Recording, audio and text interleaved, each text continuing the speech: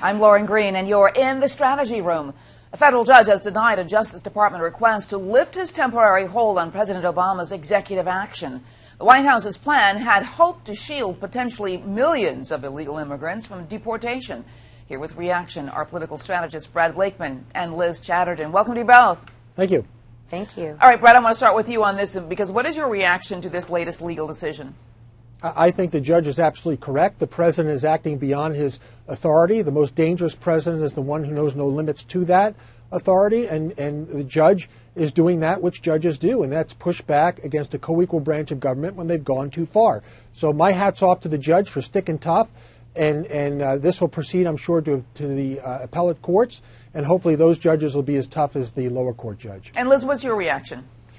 Well, it's interesting. As a native Texan myself, it is interesting for me to watch my home state really struggle with this issue as well as the rest of the country. Because the truth of the matter is that we're never going to build a wall. We're never going to keep all the illegal immigrants out that people seem to think they want to keep out. We have got to start finding real-time, honest solutions to our immigration crisis in this country. Whether or not the judge acted legally is really not the issue on a certain level. What is at issue here is what we are going to do about the millions of undocumented immigrants that are in this nation, and in particular, the children of these immigrants who were actually born here in the U.S. or were brought here under the age of 5. That's who are being hurt by this judge's action. We have got to, as a nation, stop turning a blind eye to this crisis and figure out how we're going to move forward. But there's a political level to this, Liz, too, that, and some of the comments I've read about, President Obama's executive action have been things like dictator, going it alone kind of thing. So Liz, will the White House change its mind on this executive action to sort of try to find a more diplomatic solution?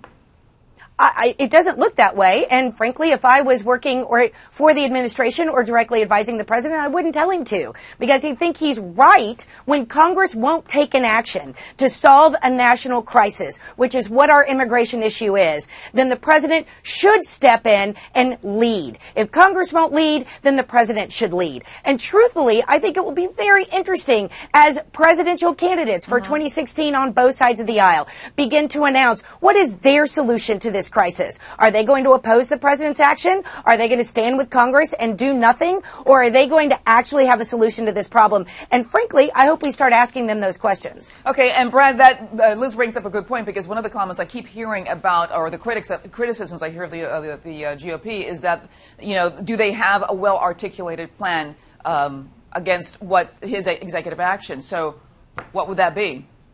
Well, we shouldn't wait to 2016. The president should solve this during his tenure in office. He ran promising immigration reform in his first year. The first speech he gave before a joint session of Congress after his inauguration was solving immigration in his first year. He chose not to do it. We're in the 6th year of his presidency. He still hasn't done it. He prefers to pick up his pen and his phone rather than to negotiate with members of Congress. The president should be advancing a bill. The president has no bill.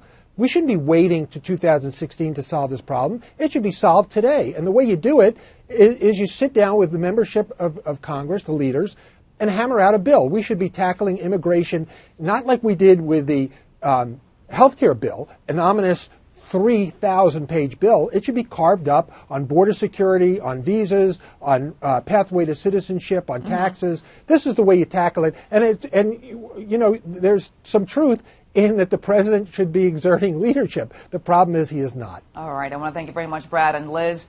Check out foxnews.com for more on this developing story. I'm Lauren Green, and thanks for watching.